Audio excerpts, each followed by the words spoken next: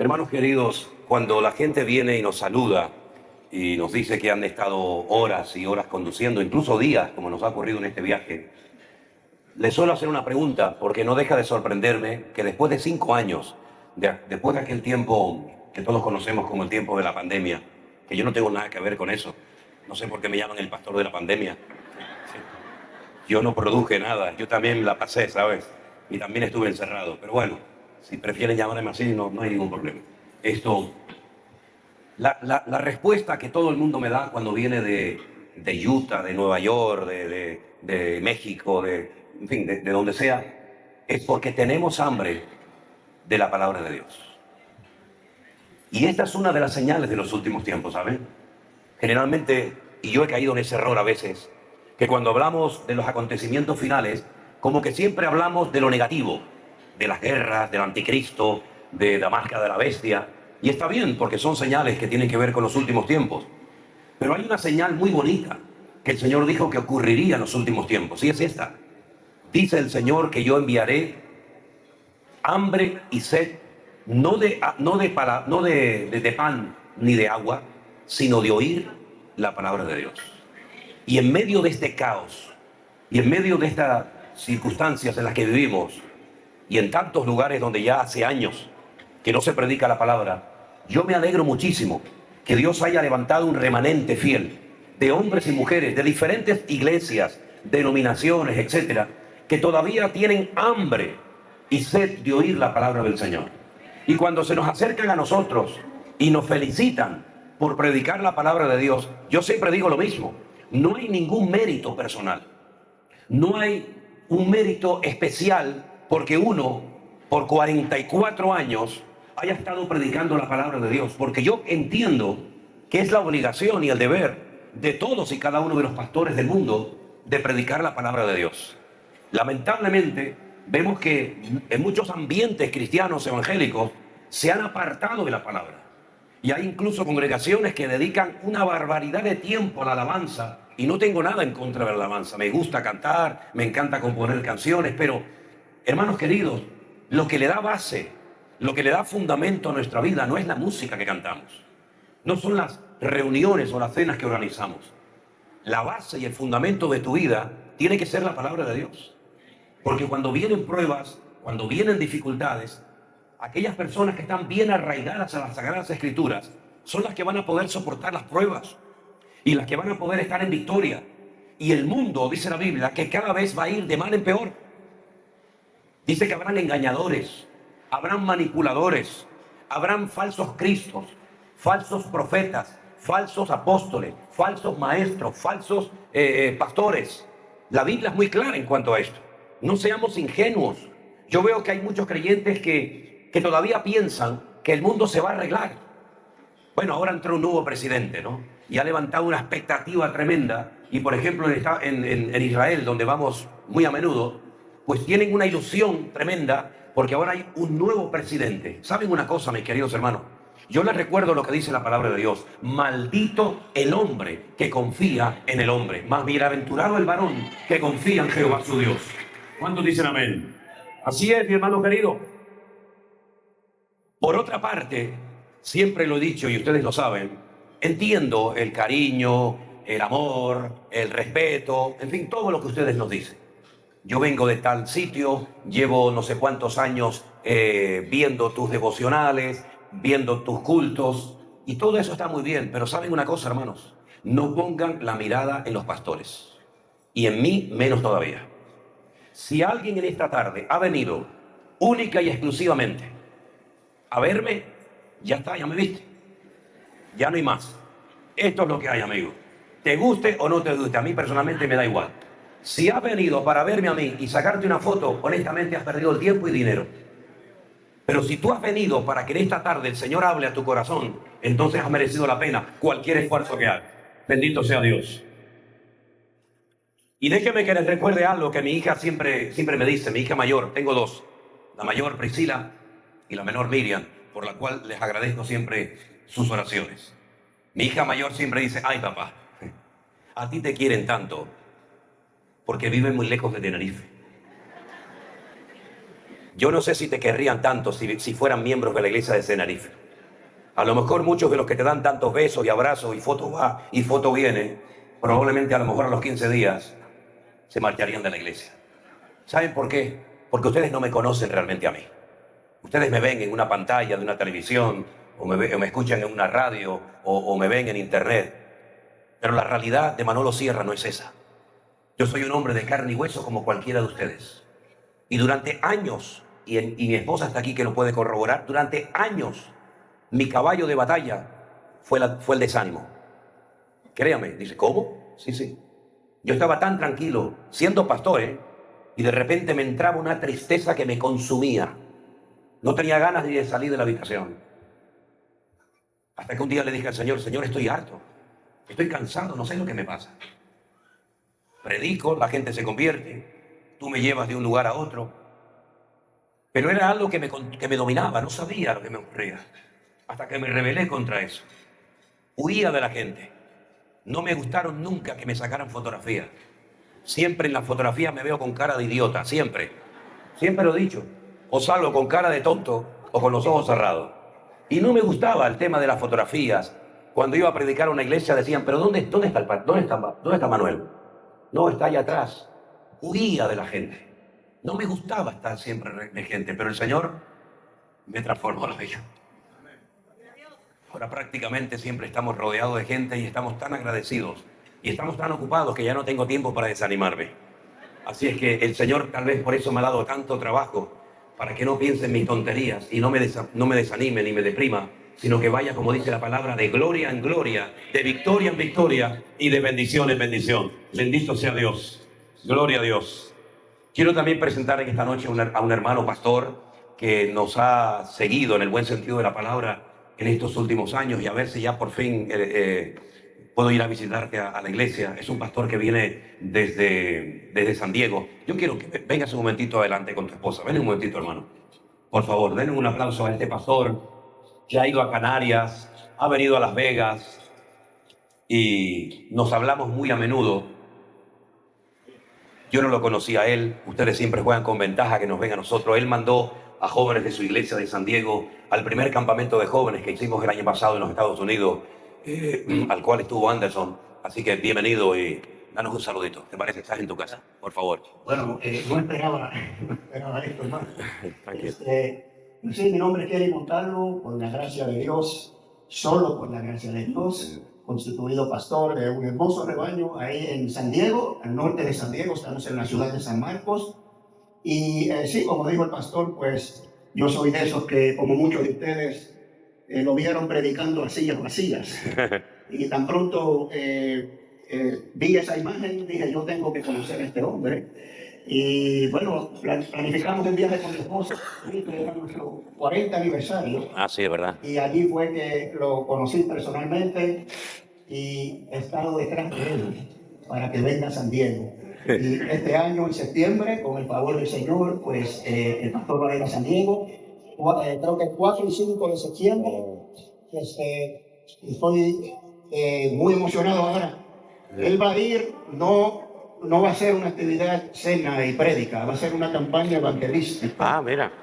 Me acuerdo en Tenerife cuando le dije, esta es la idea, la visión que el Señor me dio. Yo quiero hacer una campaña evangelística, traer almas a Cristo. Y me dice, yo era evangelista. Ahí en la calle evangelizaba, ¿verdad? Emocionadísimo. Yo dije, pues vamos a evangelizar. Entonces, eso con el favor de Dios se va a dar en septiembre. Y es una bendición estar aquí con todos ustedes, compartir con el pastor, con el equipo de familia. Bueno. Y vamos a recibir buena palabra, buena palabra. ¿Cuántos tienen hambre aquí de la palabra de Dios? Amén, Yo gloria a Dios. tengo hambre, soy pastor, hermano. Así que vamos a escuchar la palabra. Dios los bendiga. Amén, gloria a Dios. Gracias, mi hermano querido. Bienvenido, bienvenido. Gracias. Gracias a Dios. De verdad que qué bonito, ¿no? Escuchar también a pastores, ¿no? Que vienen con esa sencillez, con esa humildad, como cualquiera de nosotros, de escuchar la palabra del Señor. Yo no sé por qué el Señor está haciendo todo esto. La verdad es que me lo he preguntado 1000 veces. Algunos dicen, bueno, ¿será que el Señor les ha recompensado tantos años de ministerio? El que es fiel en lo poco, el Señor lo pone sobre mucho. Mira, yo no sé realmente la razón. Yo lo único que sé es que el Señor nos está permitiendo disfrutar de un tiempo que ni en los mejores sueños de mi vida yo me podía imaginar. El Señor nos ha llevado a lugares y hemos conocido a miles de personas en diferentes partes del mundo. Y como decimos muchas veces nosotros en casa, nos faltarán 10.000 vidas para poder conocer a toda la gente que en estos años se ha reconciliado con el Señor, que han venido a sus pies. Testimonios de vidas cambiadas que si ustedes no los contaran, nosotros no tendríamos ni la más remota idea de lo que el Señor ha hecho. Porque en esta ocasión, el Señor lo ha hecho de una manera tan preciosa y tan perfecta que con un simple teléfono, que es lo que yo uso, con un simple teléfono, pensando muchas veces que al otro lado nadie te estaba viendo, el Señor ha hecho una obra realmente espectacular que todavía hasta el día de hoy nos tiene con la boca abierta. Nunca pensé venir a Las Vegas a predicar la palabra y tener una congregación aquí, como gracias al Señor tenemos, que fue la primera iglesia que el Señor nos permitió abrir en esta ciudad. Nunca pensé en mi vida, jamás, nunca, que tanta gente te conociera. Nos llama mucho la atención. A mí me asustan estas cosas. Yo es que no me crié en esto, ¿no? Y cuando estás en un aeropuerto y te viene una persona y pastor, cierra, pastor, y yo digo, tranquila, hermana, relájese, no me ponga más nervioso de lo que estoy, ¿no? Y cuando policías en España y en otras partes del mundo, policías vienen, se te acercan y yo digo, ya está, ya me descubrieron. Y me dice, pastor, Dios le bendiga. Digo, ay, qué susto me dio el cuervo cuando vi que se me acercaba, ¿no? La verdad es que es realmente increíble todo lo que el Señor está haciendo. Pero déjenme que también les diga que en estos 5 años, casi que va a cumplir ahora lo que llamamos la iglesia virtual, hemos tenido también que llevar a los pies de Cristo a personas ya en sus últimas horas de vida. Me acuerdo que una vez recibí una llamada, perdona si tú estás aquí y me estás escuchando, no lo sé, pero recuerdo que una vez recibí un mensaje de una persona que me pedía que urgente llamara a su mamá, que estaba en un hospital grave, con muy poquito tiempo de vida. Y yo miré el reloj y calculé la hora en ese país y dije, es muy temprano, es de madrugada, voy a llamar un poquito más tarde, ¿no? Y entonces, como vio que no le respondía al momento, me volvió a escribir y me dijo, claro, como usted ahora es famoso y viaja tanto, no tiene tiempo para atender a mi mamá. Oye, agarré el teléfono y le llamé a los 5 minutos y le dije, mira, escúchame una cosa, no es por cuestión de fama ni estupideces de esas, es porque consideré que a las 2 de la mañana llamar a un enfermo tal vez no era prudente, pero pásame con tu madre. Y hablé con ella, oré con ella, tuvimos un tiempo realmente tremendo, una señora que estaba en los últimos minutos de su vida, y no es la primera vez que lo hago, Oré por ella, abrió su corazón al Señor y nos despedimos. Nunca la conocí personalmente. Al poco rato, yo estaba conduciendo y al poco rato me llamó y me dijo, mi mamá acaba de partir a la presencia del Señor. Es una de las experiencias más fuertes que he tenido en estos años. ¿Cuánta gente que se ha convertido a través de nuestro ministerio y de lo que llamamos la iglesia virtual ya están en la presencia del Señor? Así que la iglesia virtual no solamente está en San Antonio, Texas, y en Las Vegas y en San Francisco, ya también tenemos un trocito de la iglesia virtual en el reino de los cielos, de almas que hemos podido llevar a los pies del Señor Jesucristo. Bendito sea Dios. Pero queda mucho camino por recorrer. Siempre cuando vengo a Las Vegas, a mí no me llama la atención las luces y los casinos y todas esas historias que para mí, honestamente, no tienen el mayor atractivo. Lo que me llama la atención es la cantidad de jóvenes que están tirados en las calles. Yo entré esta noche, creo que fue por aquí, por esta puerta entré, ¿no? O por allá, entré por allá. Ahí afuera hay una fila enorme de gente durmiendo allá afuera y viven peor que los perros. Ahí tirados entre basuras, entre escombros. Jóvenes que un momento de su vida fueron niños y jugaron y seguramente alegraron el corazón de sus padres, pero están allá afuera, mientras tú y yo estamos cenando aquí. Que toda la comida que sobre, que no la tiren, la vamos a dar a esa gente que está allá afuera. Porque hay tanta necesidad y pienso cuántos vinieron a esta ciudad a hacerse millonarios, a hacerse ricos jugando a la ruleta o jugando en cualquier casino y terminaron perdiéndolo todo, su vida, su dignidad, etcétera, etcétera, ¿no? Qué tremendo, ¿no? Queda tanto camino por recorrer, tantos millones de almas para llevar a los pies de Cristo.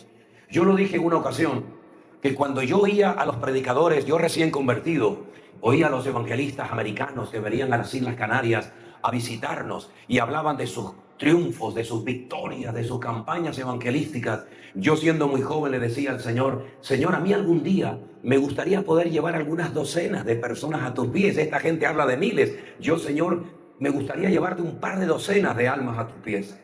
Cuando tuve constancia de que llevé a unas cuantas docenas de gente a los pies de Cristo, entonces me animé y comencé a orar y pedirle al Señor que me permitiera llevar a cientos de personas a los pies de Cristo. Cuando tuve constancia de que ya eso se había producido, comencé entonces a pedirle al Señor, Señor, ayúdame y dame fuerza para poder llevar a miles de almas a los pies de Cristo. ¿Y saben cuál es mi petición ahora? Señor, dame fuerzas hasta el último momento de mi vida para poder llevar millones y millones de almas a los pies tuyos. Aleluya. Es la mayor satisfacción que en esta vida podemos tener. Bueno, hermanos, quiero llevarles al Evangelio de Juan unas palabras del Señor Jesucristo extraordinarias que nos van a dar el pie, la base para hablar del tema que quiero compartir con ustedes en esta noche. Señor Jesucristo, hablando con sus discípulos, le dijo, no se turbe vuestro corazón, ni tenga miedo. ¿Creéis en Dios?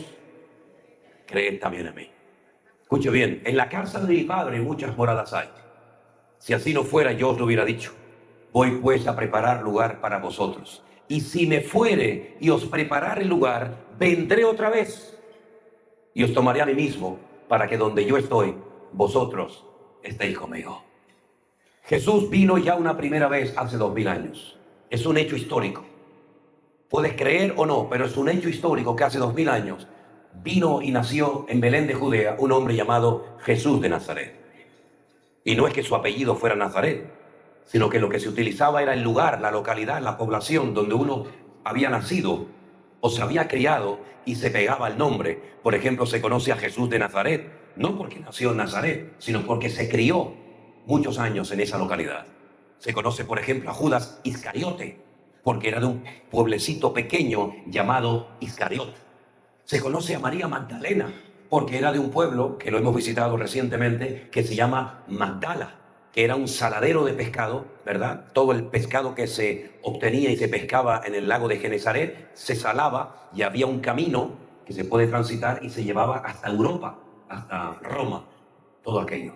Y así podríamos ir enumerando distintos personajes de la Biblia que se menciona su nombre o a veces también el nombre de su padre y también la población o el lugar de donde eran. El Señor Jesucristo estuvo solamente 3 años activo ministerialmente hablando. Tenemos muy pocos datos de, por ejemplo, su infancia. Sabemos que nació en Belén de Judea, que fue circuncidado al 8º día conforme a la ley de Moisés, que al poco tiempo fue presentado en el templo, que un sacerdote llamado Simeón lo bendijo. Sabemos que a los 12 años subió con sus padres a Jerusalén a la fiesta de Sucot o de tabernáculos, que aparentemente se perdió, aunque mi opinión personal es que los que se perdieron fueron los padres, no Jesús. El Señor estaba donde tenía que estar, los que se perdieron fueron sus padres. Y poco más. No sabemos qué hizo cuando tenía 18 años, o 20, o 25, y por ahí flotan todo tipo de teorías. Que si se fue a la India y con los gurús de la época aprendió todo tipo de artes y de ciencias, que estuvo en Egipto, que se fue con los chinos, en fin, toda cantidad de estupideces habidas y por haber. Siempre digo que hay gente que tiene más facilidad para creer en las tonterías y en las mentiras que no se pueden demostrar que en aquellas realidades y verdades que sí se pueden comprobar, ¿verdad? Pero a los 30 años él decide dar un paso adelante. Y su primer mensaje fue muy corto, pero muy directo. Arrepentíos porque el reino de los cielos se ha acercado a vosotros. Este concepto, esta idea, el reino de los cielos, nunca nadie lo había hablado. En el Antiguo Testamento vas profeta tras profeta y te das cuenta de que cada uno tenía su estilo, su forma, sus expresiones, sus palabras. Incluso si lees, por ejemplo, en hebreo, el libro de Sofonías, era un profeta que predicaba muy bien, pero escribía muy mal, escribió con muchas faltas de ortografía. Pero sin embargo, ninguno de ellos jamás mencionó ese tema de el reino de los cielos o el reino de Dios. Sin embargo, el primero que lo hizo fue el Señor Jesucristo. Y dice que para formar parte de ese reino o de ese gobierno celestial, uno tiene que entrar arrepentido. ¿Qué es arrepentirse? Arrepentirse no es llorar y compungirse por algo malo que has hecho. Arrepentirse no es sentirte mal porque has destrozado tu vida y la de tu familia o tus amigos y tienes remordimiento de conciencia, pero sigues igual. Yo he conocido a muchísimos drogadictos, a muchísimos alcohólicos, a muchísimas personas que reconocen que han tirado su vida por la borda y lo reconocen. He destruido mi familia, perdí mi trabajo, perdí mi empresa, perdí mi salud, pero no se arrepienten, siguen en el mismo camino. Arrepentirse significa cambiar de dirección. Si iba en una dirección, ahora voy en una dirección totalmente contraria, opuesta a la que iba. Y eso es lo que el Señor nos pide a todos y a cada uno de nosotros. Que nos arrepintamos, que reconozcamos que no hemos hecho las cosas adecuadamente. Que nos hemos equivocado, sinceramente, pero nos hemos equivocado. Y que cosas que nosotros amábamos y venerábamos, incluso hasta las compartíamos con los amigos o familiares o seres queridos, resulta que ahora nos dan vergüenza. Y el apóstol Pablo llegó a decir en una de las cartas que escribió a los romanos, ¿qué fruto te quedó? ¿Qué fruto te queda de aquellas cosas que hacías, de las cuales ahora te avergüenzas? Nos da vergüenza contar las barbaridades que hicimos, los pecados que cometimos, nos da vergüenza. Pero sin embargo, sabemos que el Señor es un Dios amplio en perdonar. Él perdona y olvida. ¿Cuántos dicen amén? Y ese es el primer requisito para poder formar parte del reino de Dios. ¿Es que no formamos parte del reino de Dios? Pues no. Porque si vamos al primer libro de la Biblia, te encuentras que la primera pareja, Adán y Eva, estaban bajo el gobierno, bajo la cobertura del Creador, del Dios Todopoderoso. Pero al creer en la mentira, al creer las ofertas, las manipulaciones del diablo, pecaron y se apartaron de Dios. Y las consecuencias, tanto a corto como a largo plazo, fueron terribles. Aún las está pagando la humanidad. Enfermedades, guerras, muertes, violencia, etcétera, etcétera. El hombre se desconectó de Dios, quedó como un barco a la deriva sin timón. Unos escogieron un camino, otros escogieron otro camino. Ahí nacieron todo tipo de religiones y filosofías inventadas por los hombres, tratando de acallar la voz de sus conciencias, ¿verdad? Y unos decían que hay que hacer esto, y otros decían que hay que hacer lo otro. Y dice la Biblia que al final tiene que venir el Creador, humanado, encarnado en la figura del Señor Jesucristo, y decir, yo he venido a buscar y a salvar lo que se había perdido. Y yo soy el único camino. Camino que os lleva a la verdad, y verdad que os lleva a la vida. Porque no hay otro nombre bajo el cielo dado a los hombres a través del cual ustedes pueden salvarse. Es decir, Él se acerca al hombre. El hombre no se acercó a Dios, al contrario, el hombre huyó de Dios. El hombre se escondió de Dios. Sin embargo, el Señor se humana, se encarna, se rebaja. Siendo igual a Dios, no tomó el ser igual a Dios como cosa que aferrarse, sino que se despojó a sí mismo, tomando forma de siervo y estando en la condición de hombre, se humilló hasta la muerte, y muerte de cruz, dice la Biblia. Y Él viene y se acerca a nosotros y nos extiende sus manos. Y todo aquel que se arrepiente puede formar parte de ese reino que no tiene un lugar físico, que no tiene, digamos, unos gobernadores y unos príncipes y unos reyes como las naciones de la tierra, pero es un reino real al cual pertenecemos. Pero ese reino espiritual, algún día cuando el Señor Jesucristo venga en su segunda venida, y por cierto, la segunda venida de Cristo es uno de los temas más mencionados en toda la Biblia, no solamente en el Antiguo, sino también, lógicamente, en el Nuevo Testamento. Y ese reino algún día se acercará y se establecerá en un lugar concreto que dice la Biblia que será en la ciudad de Jerusalén. Y pondrá sus pies en aquel día sobre el monte de los olivos que está enfrente de Jerusalén. Y el monte se partirá y establecerá su reino milenario y estará entre nosotros y veremos su gloria. Y toda la tierra será llena del conocimiento del Señor. Él mismo sabía que iba a morir, pero Él mismo también dijo, me voy, pero volveré otra vez. Y el Señor se fue, dice la Biblia, a preparar un lugar para nosotros. Había mucha información acerca de su primera venida, acerca de su nacimiento, de su muerte, de su ministerio, etc. Pero también hay mucha información acerca de su segunda venida. Y este es un tema que a mí me ha apasionado mucho. Y les voy a decir algunos motivos. Porque yo no formé parte del grupo de discípulos de Cristo cuando Él vino por primera vez. ¿Te has preguntado alguna vez, hermano, si tú hubieras vivido en la época de Jesús, te hubiera escogido a ti el Señor como uno de sus discípulos? ¿Me hubiera llamado a mí? Hubiera dicho, Manuel, ven. Hubiera pasado de largo. ¿Qué hubiera pasado si hubiéramos vivido hace 2000 años en Israel?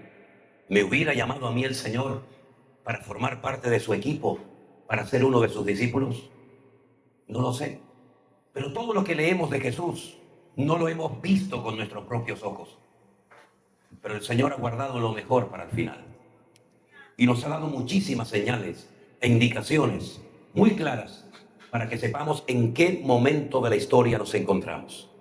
Permítame compartirles algo que ustedes no lo van a leer en ningún periódico ni escuchar en ninguna televisión y probablemente desde muy pocos púlpitos. Y lo digo esto con todo respeto.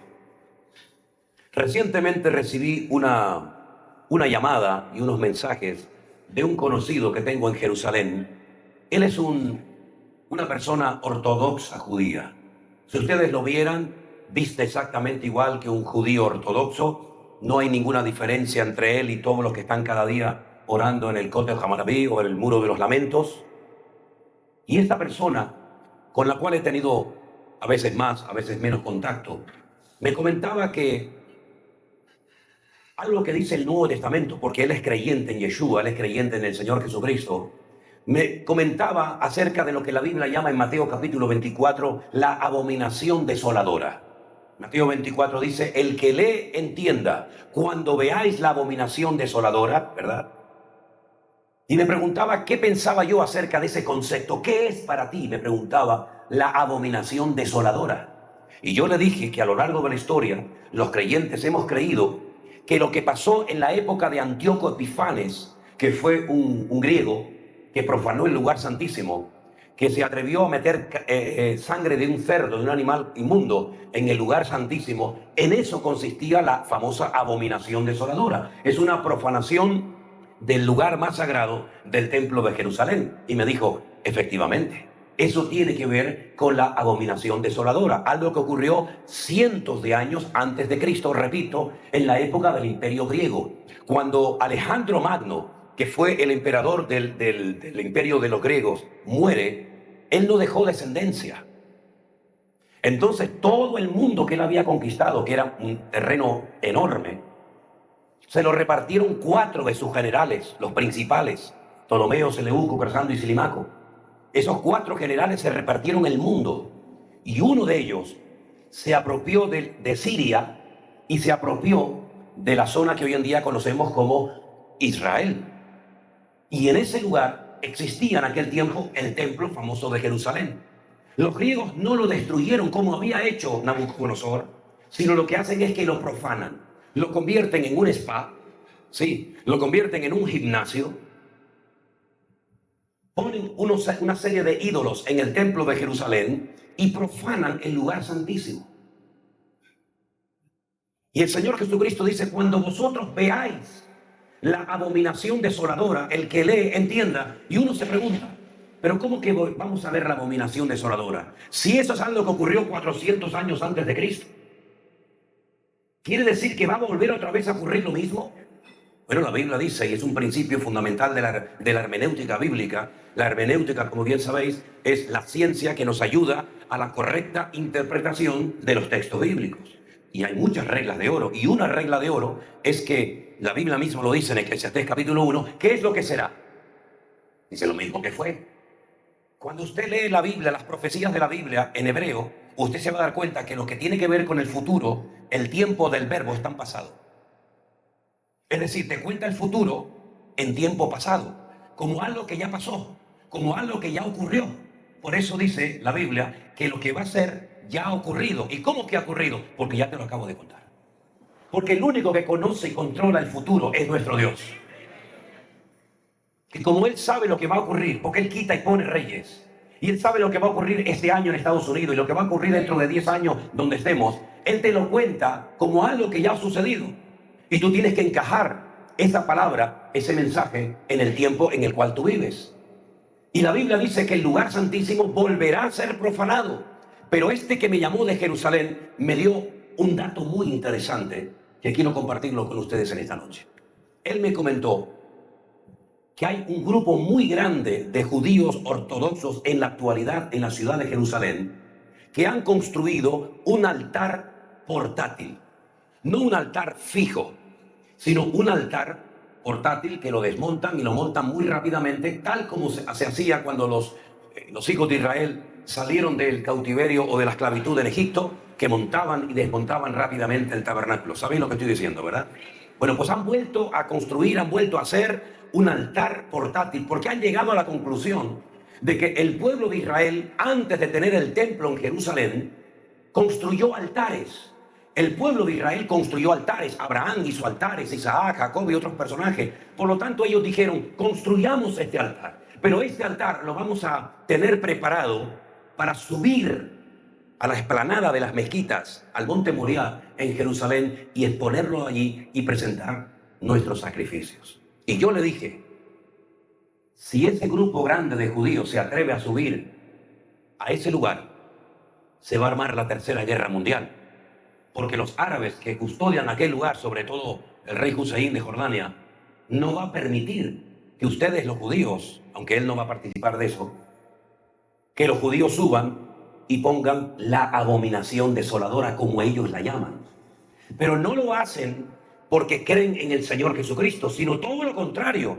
Lo hacen porque hay centenares y centenares de judíos que abiertamente no se han confesado como seguidores del Mesías, pero ellos lo saben y les han dicho, esto lo hacemos para demostrarles a ustedes, los mesiánicos, los traidores, como los llaman, para demostrarles que nosotros no necesitamos la sangre de ningún hombre derramada en ninguna cruz, sino que nosotros vamos a continuar con nuestros sacrificios de animales. ¿No es eso un insulto a Dios? ¿No es eso menospreciar y pisotear la sangre de Jesucristo? ¿No es eso infravalorar el sacrificio perfecto que hizo Cristo, cuando la Biblia nos dice clarísimamente en la carta a los Hebreos que la sangre de los toros y de los machos cabríos no puede perdonar pecados, sino solamente la sangre de aquel que venció al diablo en la cruz del Calvario?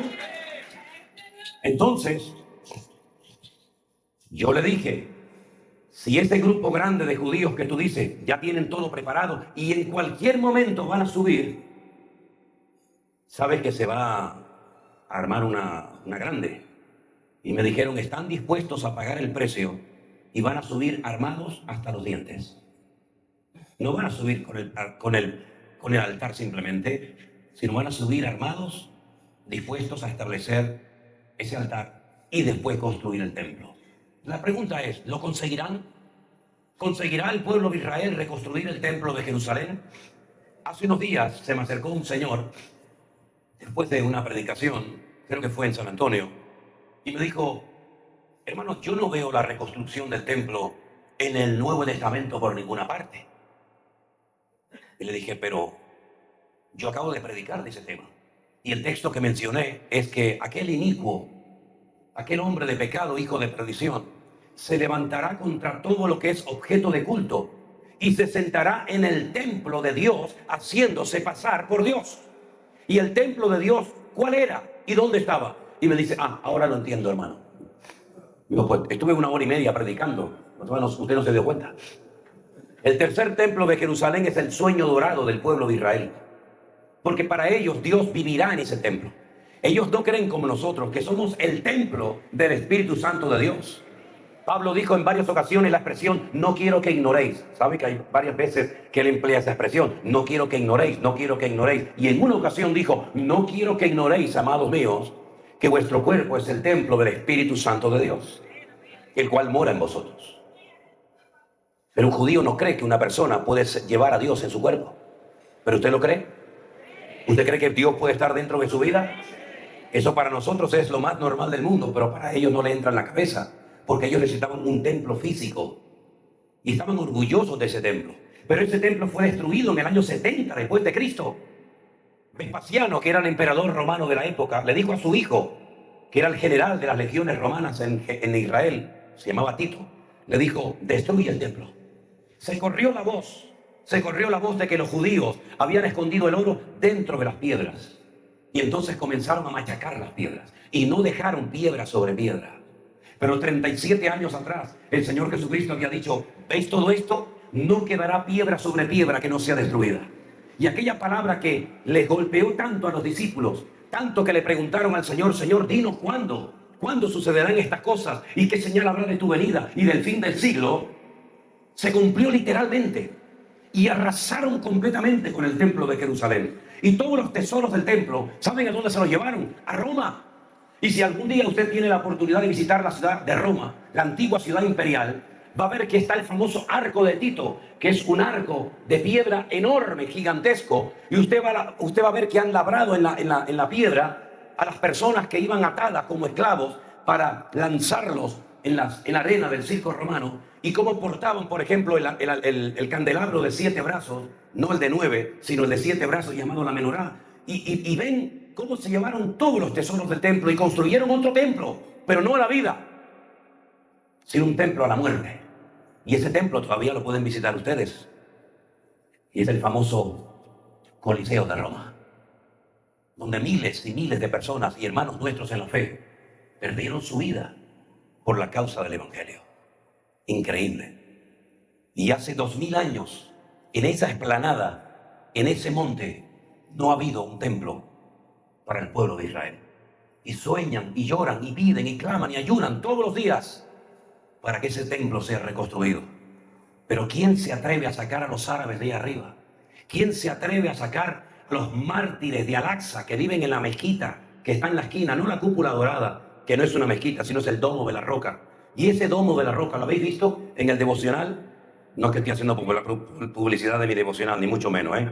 Yo no vengo aquí para eso, pero la editorial este año puso la fotografía de la explanada del templo y sale la cúpula dorada. Esa cúpula dorada, lo que está tapando es una piedra que es más grande que toda esta plataforma.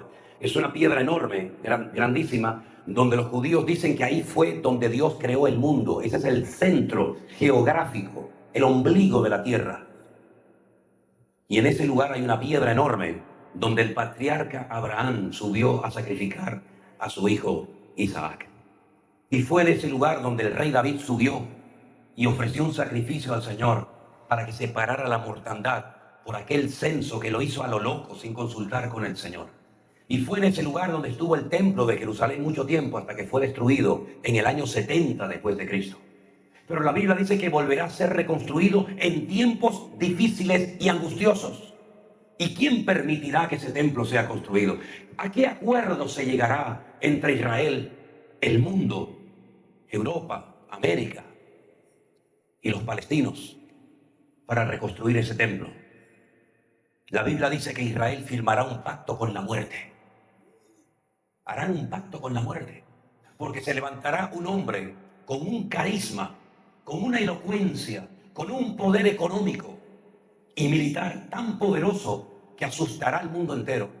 Y ese hombre hará un acuerdo, se producirá, entre comillas, un milagro y se permitirá a los judíos volver a reconstruir su tercer templo.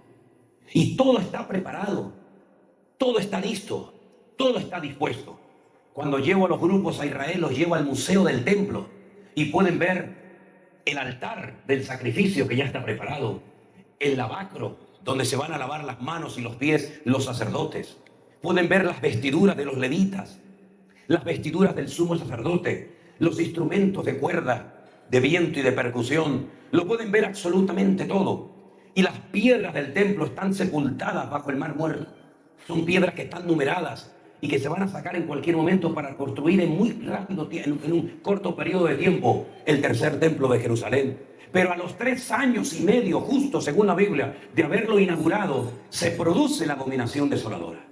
Este personaje que Juan lo llama el anticristo, lo profana y dice: a partir de ahora, aquí no se adora a Dios, aquí no se adora a nadie más que solamente a mí. Y eso ocurrirá a los 3 años y medio, cuando empiece el tiempo de la gran tribulación. Yo creo que hay planes ocultos que los políticos, por la repercusión que pueden tener si los dicen, no los han revelado. Por ejemplo, hemos oído cuáles son los planes para la Franja de Gaza, ¿verdad? Han oído lo que intentan hacer en ciertas y determinadas áreas del mundo, pero estoy plenamente convencido que están tratando de llevar a cabo planes que aún no los han revelado ni los han dicho, por la tremenda repercusión que pueda haber en el mundo entero. Y la pregunta es: ¿y mientras tanto nosotros qué hacemos? Porque la realidad es que nosotros seguimos en el mundo. A mí me habían enseñado cuando estuve en la escuela bíblica, en la que estudié, que cuando las cosas comenzaran a ponerse muy difíciles y vinieran persecuciones y catástrofes y terremotos y epidemias, etcétera, etcétera, nosotros ya no íbamos a estar en esa época en el mundo, sino que los que iban a estar eran los judíos, por malos, porque habían matado al Señor Jesucristo y se lo merecían. Eso es lo que a mí me enseñaron durante años. Pero cuando uno analiza objetivamente la palabra de Dios, te das cuenta de que muchas cosas que en el pasado enseñamos y compartimos y predicamos desde los púlpitos no eran realmente así. No las comprobamos a la luz de las Sagradas Escrituras, sino que repetíamos las cosas como los loros. Era como un mensaje que habíamos oído y lo repetíamos, pero cuando nos paramos a analizar, dijimos, ¿dónde dice la Biblia que cuando el mundo se comience a poner muy complicado, muy difícil, etcétera, etcétera, nosotros los cristianos no íbamos a estar en este mundo? ¿Dónde lo dice? Y lo pregunté. Y la respuesta fue, porque Dios no nos ha puesto para ira, sino para alcanzar salvación. Sí, amén. Sí, claro que amén. Pero ¿a qué ira? ¿Cómo que a qué ira, hermano? ¿Que a qué ira Dios nos ha librado? ¿De qué ira? No lo entiendo, pues te lo voy a explicar para que lo entiendas, amigo. El libro del Apocalipsis, que es el libro que más tendría que leer los cristianos hoy en día, habla de 3 tipos de iras. ¿Sabía eso usted? Ahora nadie dice amén, ¿eh? La Biblia habla de la ira del Cordero. ¿Quién es el Cordero? El Señor Jesucristo. La ira del Cordero, la ira de Dios. Número 1. Número 2, la ira de las naciones. Y número 3, la ira del dragón o del diablo. Usted sabe que el diablo recibe muchos nombres en la Biblia. Dragón, diablo, serpiente antigua, etcétera, etcétera. Igual que Dios, igual que el Señor Jesucristo, igual que el Espíritu Santo, reciben un montón de nombres. Para que a través de esos nombres podamos conocer la esencia, la naturaleza, la forma como operan, la forma como actúan. Y el libro del Apocalipsis es muy claro a la hora de hablar a los creyentes, porque el libro del Apocalipsis no se escribió para el mundo. El libro del Apocalipsis se escribió para los cristianos, para que sepan, para que puedan descifrar e interpretar adecuadamente las señales de los tiempos. Y Juan es muy claro y le dice a la iglesia, está la ira de Dios. Está la ira de las naciones y está la ira del diablo. Y cuando dice la Biblia que Dios no nos ha puesto para ira, habla de su ira. Dios no está enfadado con nosotros. ¿Cuántos dicen amén? Ninguna condenación hay para los que están en Cristo Jesús. Las cosas viejas pasaron y aquí todo se ha hecho nuevo. En otras palabras, no importa lo malo que fuiste, no importa lo horrible que fueron tus pecados, la vida que llevaste, no importa si te has arrepentido, Dios te ha perdonado y ha olvidado para siempre todos y cada uno de tus pecados. Y nunca más se acordará de ellos. No te estés torturando. Ay, es que yo fui muy malo, es que yo hice esto y yo hice lo otro. Dios perdona y Dios olvida. De modo que si alguno está en Cristo, ¿qué dice la Biblia? Nueva criatura es. Las cosas viejas pasaron. Hay una teología que se ha metido de unos años a esta parte en la iglesia, la cual yo aborrezco con todas mis fuerzas, que pone condenación en los hijos de Dios, diciéndoles, lo que te está pasando es una maldición heredada de tus antepasados. Menos mal que soy cristiano, ¿eh? Porque si yo estuviera en el Antiguo Testamento, pero encima tengo que amarlo, ¿eh? La Biblia dice que el Señor murió en la cruz para redimirnos de toda maldición. Y los hijos no llevarán los pecados de los padres, ni los padres llevarán los pecados de los hijos, sino que el alma que pecare, esa morirá. Qué fácil es echarle la culpa al abuelo que fue un alcohólico y por eso yo soy un desgraciado. Qué fácil es echarle la culpa a papá que abusó de mí y no me amó y nunca me dijo que me amaba y nunca me hizo caso y nunca me dio un beso y por eso ahora soy un drogadicto, soy un ladrón o soy lo que sea. Qué fácil es siempre echarle la culpa a alguien, o al diablo, o a Dios, o a la iglesia, o al pastor, o al gobierno, en vez de asumir que somos responsables de nuestros actos. Claro, ya sé lo que van a decir algunos, pero hermano, usted no ha leído el versículo. Fíjate tú la pregunta que me hace. Usted no ha leído el versículo. Ay, mi madre, que si yo no he leído, ¿qué me está diciendo? Cuando usted viene, yo ya voy, señora. Usted no ha leído el versículo que dice la Biblia que Dios aborrece y visita la maldad de los padres sobre los hijos hasta la 3ª y 4ª generación. Digo, claro que lo he leído, señora. Le digo el capítulo entero de memoria. Y si quiere hasta el hebreo se lo digo.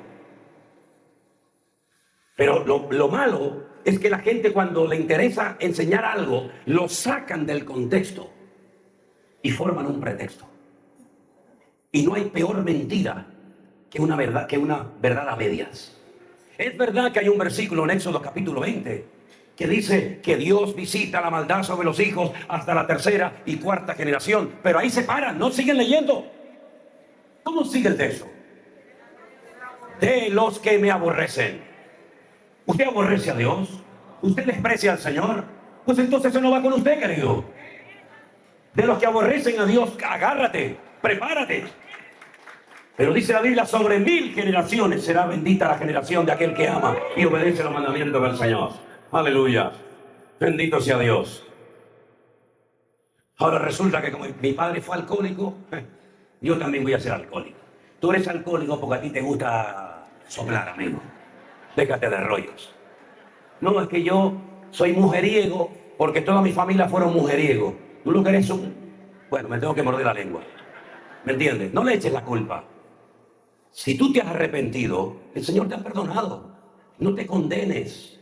Ninguna condenación hay para los que están en Cristo Jesús. Esa es la ira de la que estamos exentos. Dios no está peleado conmigo. Yo soy su hijo. Si vosotros siendo malos, escuche esto, si vosotros siendo malos sabéis dar buenas dádivas a vuestros hijos, de tal manera que si tu hijo te pide un pan, tú no le darás una piedra, o si te pide un pescado, tú no le das un escorpión, ¿cuánto más mi Padre Celestial os dará las cosas que ustedes necesiten?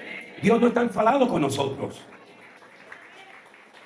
A mí me dijeron, pórtate bien, que si no el Señor te castiga. Y me crié con esa cosa. Dios me castigue cuando me caía, que me estaba cayendo siempre. Tengo cicatrices por todos los lados, por aquí, por la pierna, por el hombro, por el tobillo, por todos los lados. Me decía, ve, eso te pasa porque te estás portando mal. Es decir, que Dios se ensañaba en un niño que era malo y que era rebelde porque me portaba mal. Yo no creo en ese Dios. Yo no creo en un Dios de un garrote en la mano. Yo creo en un Dios que lleva heridas en sus manos por amor a ti, porque murió por ti en la cruz del Calvario. Yo creo en ese Dios. Aleluya. Esa ira estamos exentos, claro que sí. Pero una cosa, ¿y de la ira de las naciones estamos exentos? Claro, es muy fácil estar aquí comiendo y encima uno que viene de España a predicarme la palabra. Claro, así soy cristiano yo también. Claro, comiendo el postre, esto y aquello, musiquita buena, lucecitas de colores, que estoy hasta el gorro ya de las dichosas luces de colores, ¿verdad? Qué bueno es, qué bueno es. Ya dije que las apagaron, dice que no pueden. Bueno, pues déjalas ahí.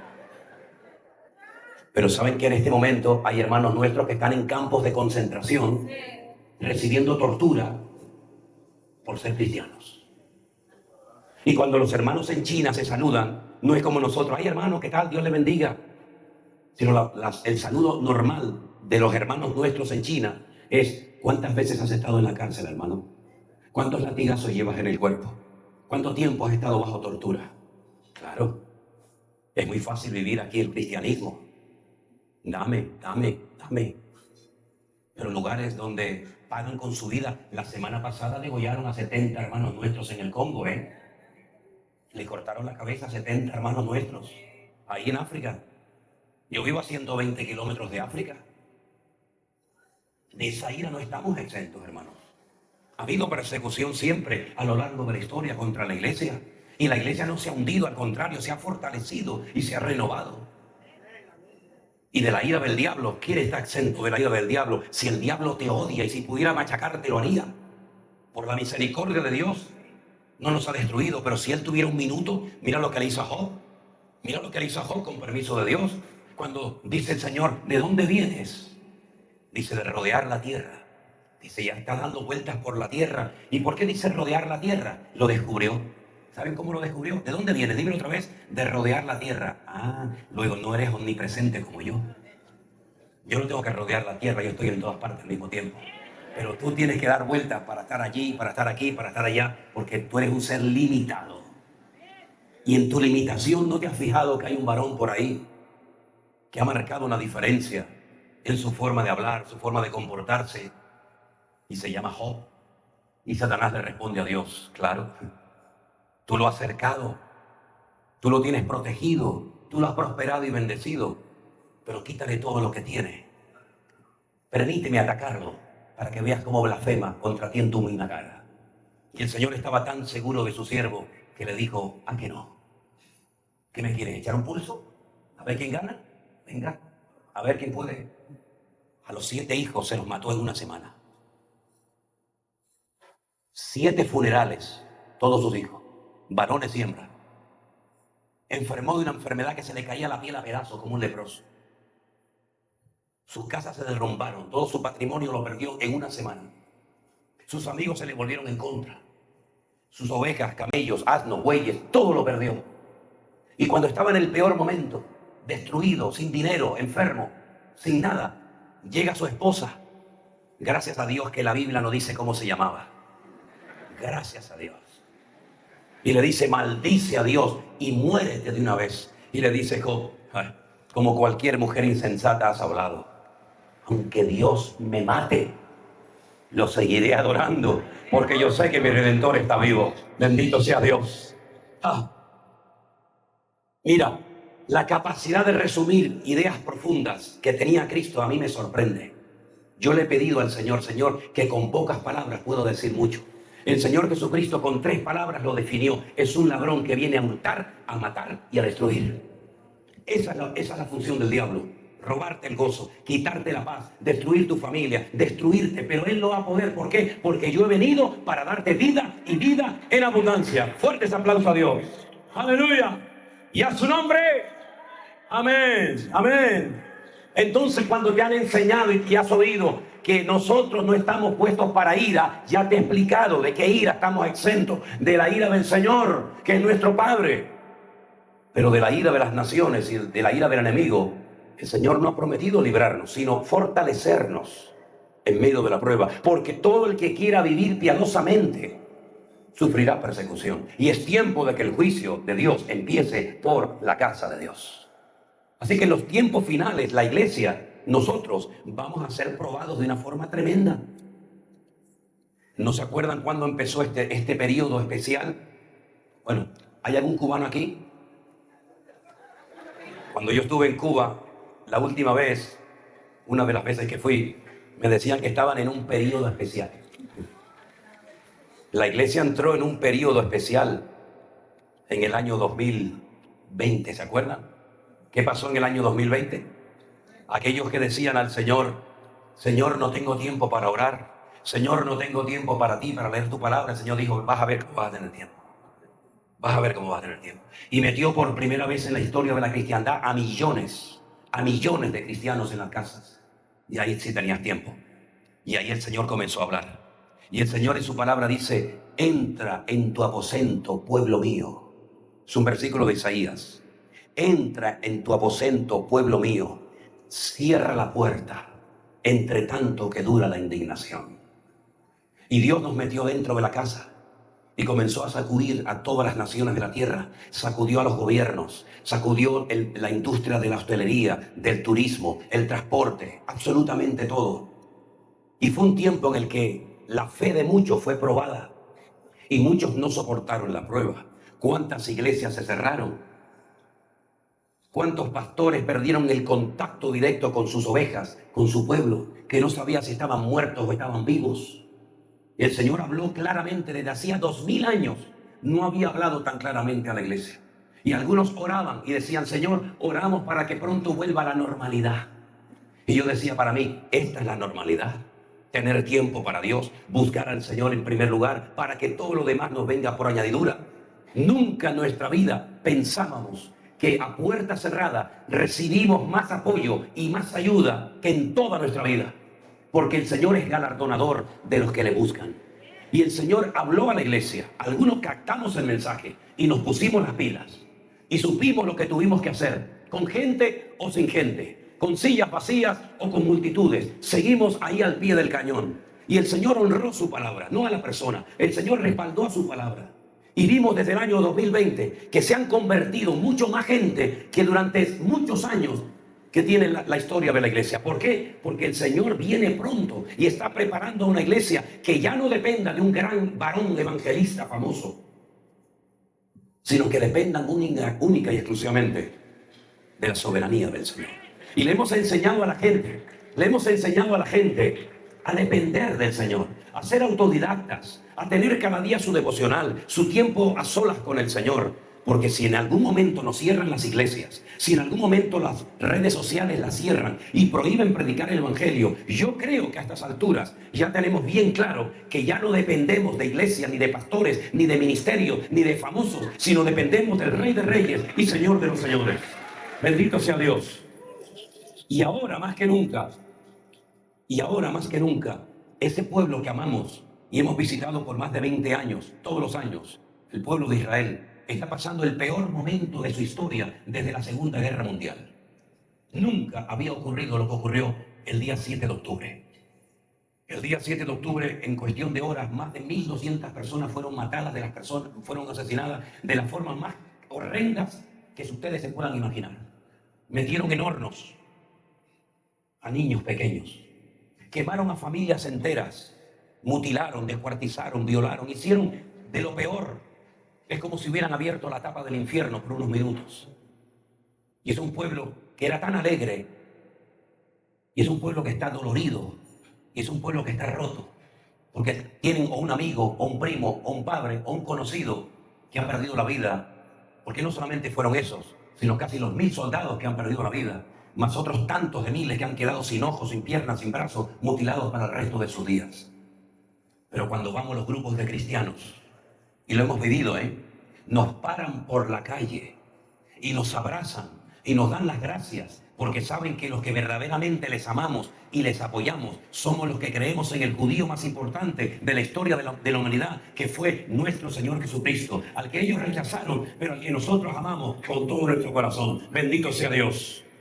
Y cuando el año pasado fuimos con un grupo a Israel, y vengo con un grupo, y me dice, ¿qué grupo? Digo, toda esa gente que está ahí en la cola, toda esa gente viene conmigo. Y no se lo creía, porque ha llegado el momento de demostrar el amor, no con palabras, sino con acciones. ¿Cuántos dicen amén?